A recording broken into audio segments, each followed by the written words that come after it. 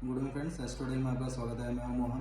कल के लिए जो निफ्टी बैंक निफ्टी का एस्ट्रो का प्रेडिक्शन रहेगा, एस्ट्रो के हिसाब से कल का दिन है शुक्रवार और कल का दिन हमको मार्केट वोलेटाइल टू बेरिश लग रहा है, यानी कि डाउन साइड लग रहा है।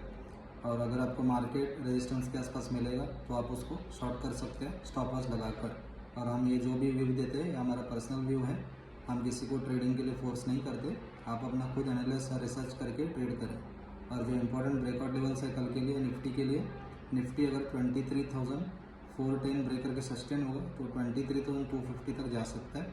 और जो अपसाइड का ब्रेकआउट लेवल है 23,650, अगर ये ब्रेक करके सस्टेन होगा तो 23,750 तक जा सकता है। और जो बैंक निफ्टी का इंपॉर्टेंट ब्रेकआउट लेवल्स है, अगर बैंक निफ्टी 51,050 ब्रेक करके सस्टेन होता है तो ये 50,700 तक जा सकता है। और जो अपसाइड का ब्रेकआउट लेवल है 51,720, अगर ये ब्रेक करके सस्टेन होगा तो 52,000 टच कर सकता है।